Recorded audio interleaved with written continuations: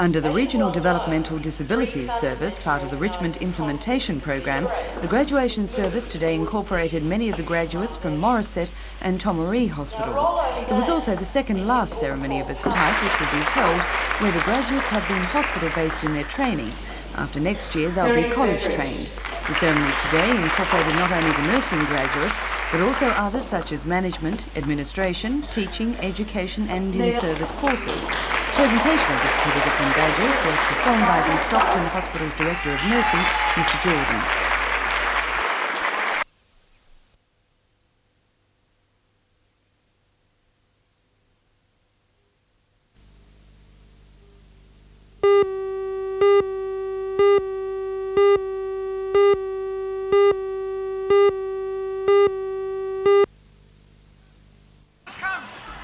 The Newcastle Black Diamonds have won the New South Wales Country Championships for the last 3 years, and today was their first representative match of this season. Their opponents, the Farra League, are only newcomers to the state's Country League, and they were just too good for the locals. Both sides claimed they started today's game below strength. Newcastle seemed to be beaten by the pace set by Farra, and the Southerners exploited weaknesses in the Newcastle Rover department. Farra stormed away in the first quarter to lead by 6 goals, and the final scoreline read Farra 22-18, 150 to Newcastle's 12-11, 83. The game leads into the Country Championships, which will be held over the Queen's Birthday long weekend.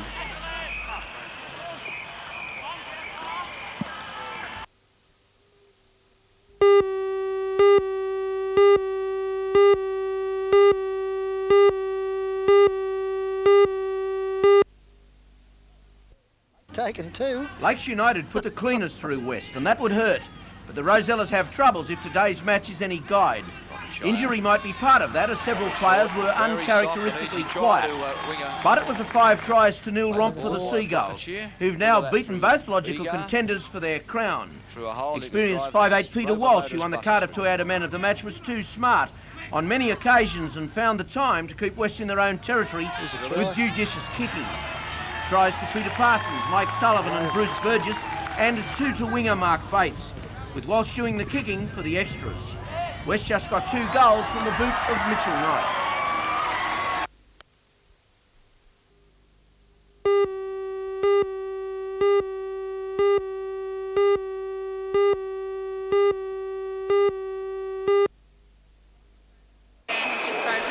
Donna, who went very close to selection for the Commonwealth Games, proved the class today in local company.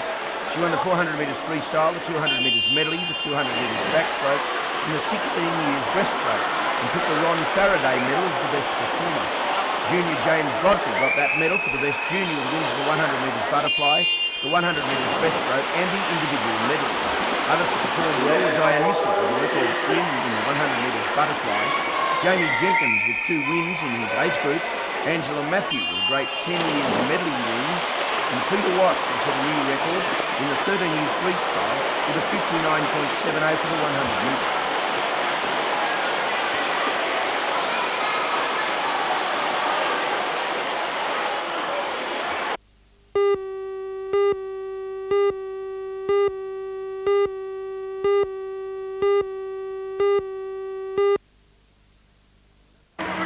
.1150 faced the starter at 10 o'clock this morning in perfect weather that made it a pleasant event in which to take part. Quite a crowd took advantage of the conditions to welcome the runners home at Tubemakers Oval. The men's open was, as expected, almost a private battle between the big 3 of local distance athletics. Brian Morgan took first place in the good time of 27 minutes 44 seconds.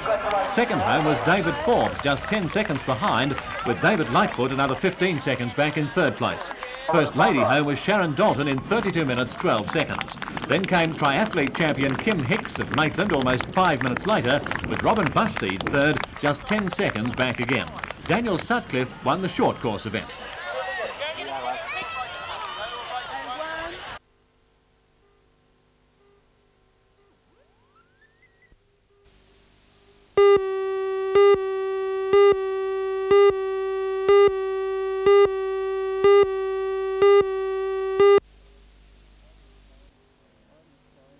I'm inclined to agree wholeheartedly that it's our achievements in the 1980s on nature conservation that will ring down the ages.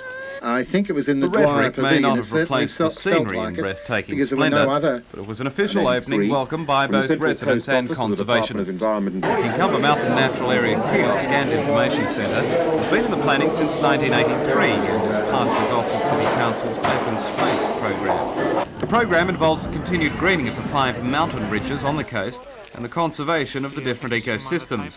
The mud brick and wooden complex was built under the Community Employment Program, a capital cost of nearly $200,000 to Gosford Council, the state and federal governments. The complex was officially opened by both Bob Carr and Mayor of Gosford, Bob Bell. Bob Carr says the protection of the environment in the Central Coast and other areas of the state shows residential growth and nature conservation can coexist. Well, if you take the coastline of the Hunter Valley to the north of here, we've got over 40% of it now protected under the National Parks and Wildlife Service.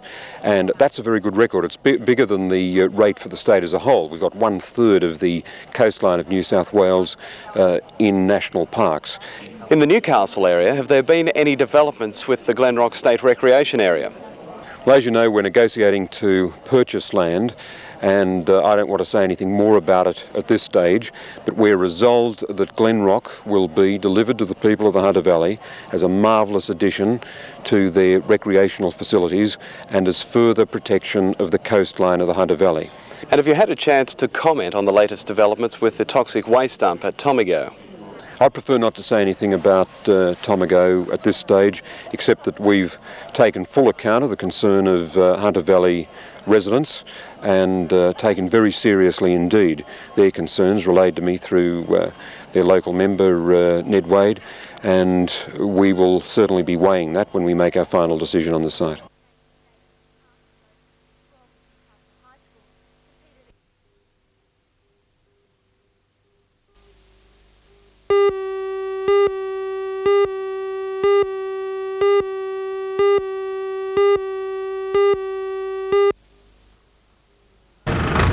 Be they large-scale full-time operators or just hobbyists making use of backyard hectares, farmers are always on the lookout for the latest information and the new innovations that may help them be more productive.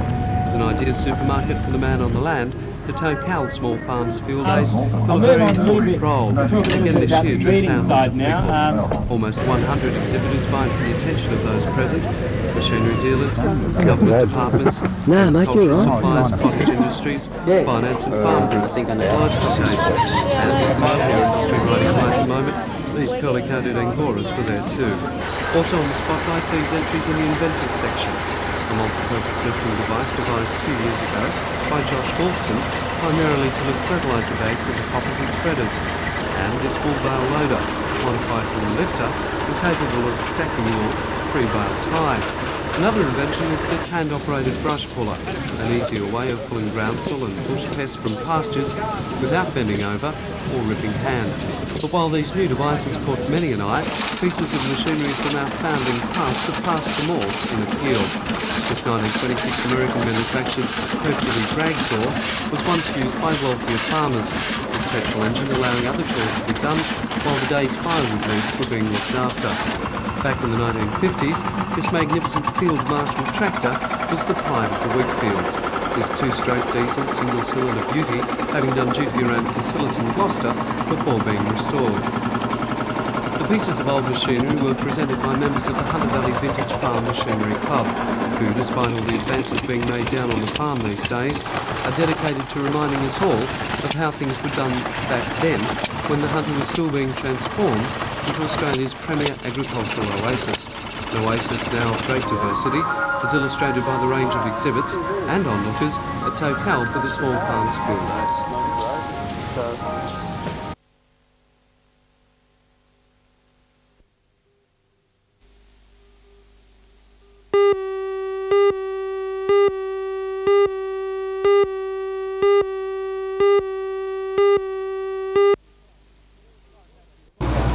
I'm Matthew Clark. An elderly Belmont woman had a lucky escape today when she was carried unconscious from her blazing home. Only minutes earlier, the woman had made a desperate call for help. Join Ray Deneen and Anna Manzoni for all the news tonight at 6.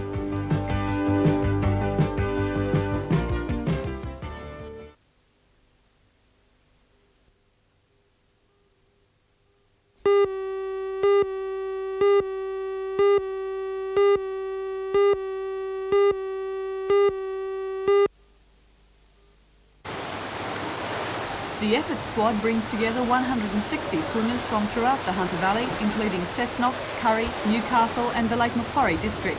Most belong to swimming clubs and look to the intense training the squad offers to give them an edge. The combination of exercise, a program of lifting weights and endurance and sprint swimming training seems to be working. In the first section of the Northern District Championships at Singleton last weekend, the squad collected 40 medals. The freestyle, backstroke and breaststroke events will be raced at the Junction Swimming Pool tomorrow night. Coach Brian Watson expects some top performances. After last Sunday up at Singleton, the kids are on a high and they're just starting to get that sort of confidence now. And you can see their attitude at training tonight. They're looking forward to next Friday night and they're all expecting to do their best times.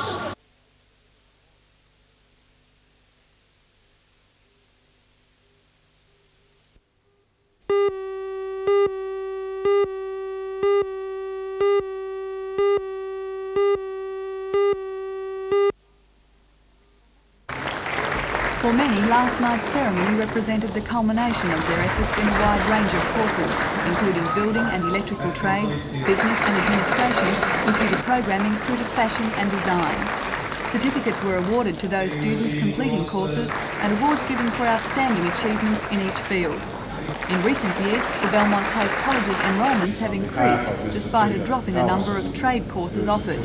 The increased enrolments have occurred in basic education courses and special programs for disadvantaged people. The college is also able to offer courses at school certificate and leaving certificate levels.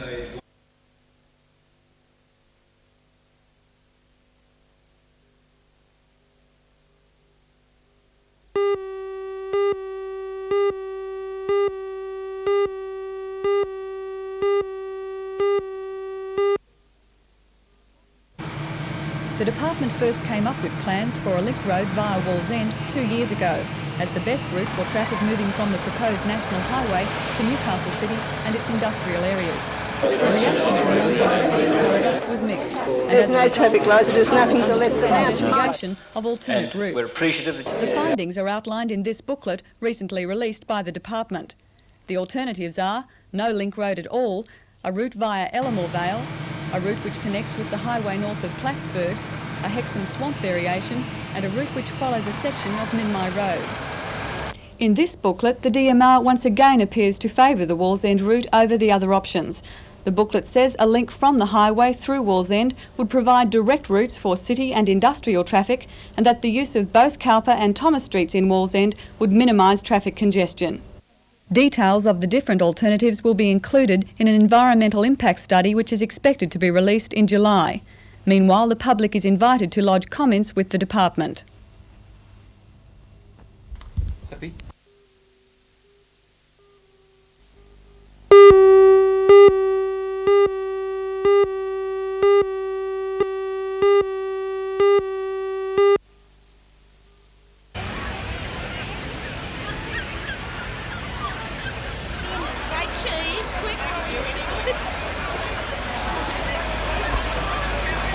But we want to get it outside, right? It's still smouldering. So is that our straight out that way, straight down the forest. Right, well, you want to go? We've got a couple more here, mate. What do you got? Yeah, fair enough. I just wanted a bit of access for us in and out of it.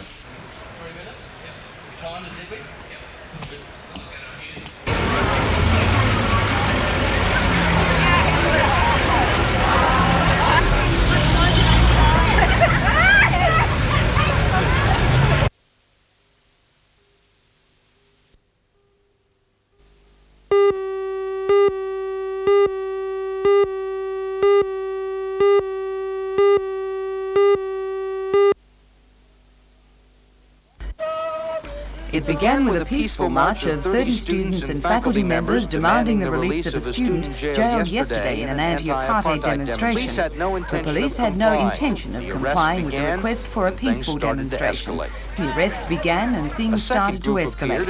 A second group appeared and sat down by the side of the road demanding to be arrested too. After a brief warning by police, the beatings began.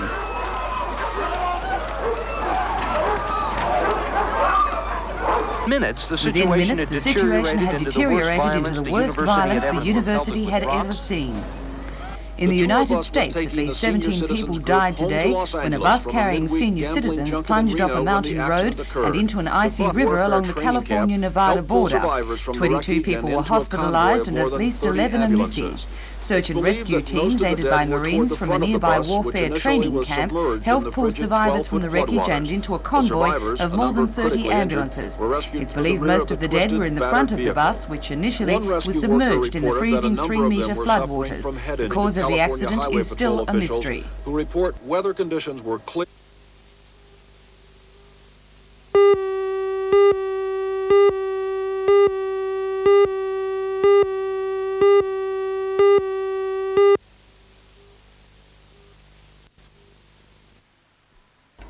The Information Centre is located in Wood Street, Newcastle, and has been operating for the past 5 years. Funded under a state government housing department grant, the service covers the Hunter region, seeking to solve the problems that arise between tenants and their landlords.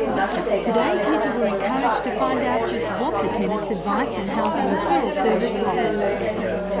Well, basically, we're here to give them information about their rights and responsibilities as tenants and to try and sort out any problems that they might be having either with their landlords or their real estate agents. Of more than 1,000 people interviewed by the service last year, rising costs in living had forced many to join the homeless. A situation in Newcastle which Tracy O'Shea describes as critical. I think it's very serious at this time. In this economic climate, a lot of people can't afford to rent properties. They may have been evicted from a house recently. They can't get the money together for a bond and the rent in advance and the electricity and gas connection fees. So the alternative for them is to sleep on the streets, and I think in winter that's going to be a real problem.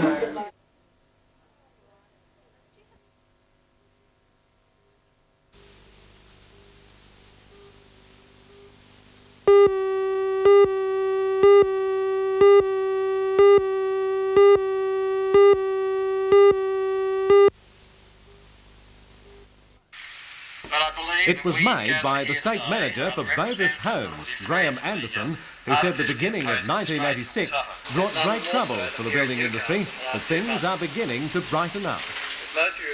Well, the industry itself's been hit very hard during '86. The buyers were deserting us in droves as the great interest debate went on. The first home buyer scheme was drying up, prices were moving up. And so the New South Wales building industry has been knocked by about 30% on the comparative figures of last year. So why are you establishing this here? Because this area must have given you particular problems. Oh, the Hunter's been hit hardest of any area in New South Wales, but we think we see confidence back in the market. It's been there for about 5 weeks since the deregulation decision was made, and moves that we've made in the Hunter for our own company have just brought buyers back out. And you called for even greater deregulation of the industry by the government, of the finance industry. Yes, well, they have a partial deregulation whereby some people are getting existing mortgages at 13.5% and new people are paying 15.5%. It just seems crazy. And we have an industry that's always been used as a tap. Turn it on when you want the the economy kick-started, turn it off when you want it slowed down. Now, if we can just get full deregulation, we as an industry can at least get some sort of stability back into it. The two houses in the Bovis display are a departure from the company's usual first home buyer market product into the second and third home buyer and executive models. The display village in Parkley Avenue off Tingaira Drive was officially opened by the Mayor of Lake Macquarie, Alderman Jeff Plasterfield. The council has been instrumental in opening up the new development area in conjunction with several major building firms.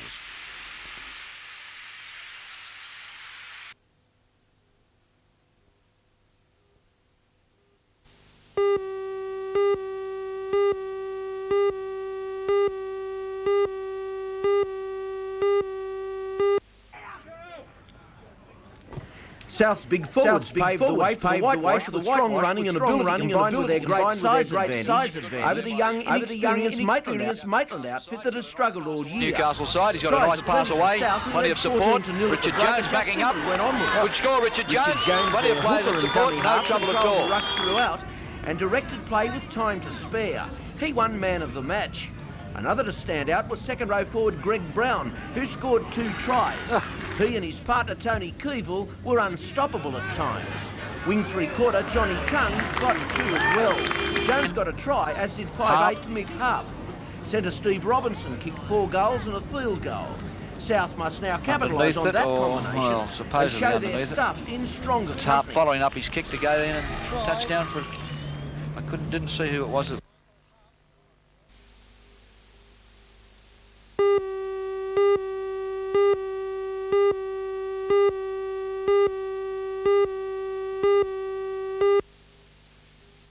Looks like Dargle on the inside there. Some 50 boats from all over the state are taking part in the races, which cater for all classes. The big race of the day today, the Ken Waggett Memorial for 5-litre inboards, went to Maureen, driven by Stephen Brown. It can be a dangerous sport, you know, as one driver found out when his boat literally fell to pieces underneath him down the back straight. Fears were held for his safety, but facial cuts were the only damage done.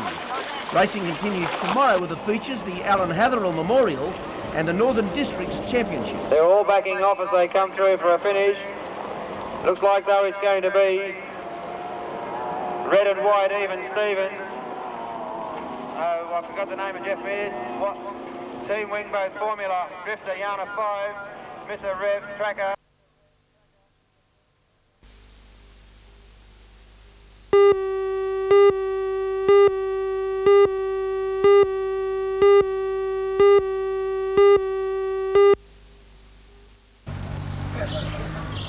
Fire brigades raced to number 2 Orchard Town Road, New Lambton at about 6 o'clock this morning. The blaze severely damaged the rear section of the weatherboard dwelling, destroying furniture and personal belongings.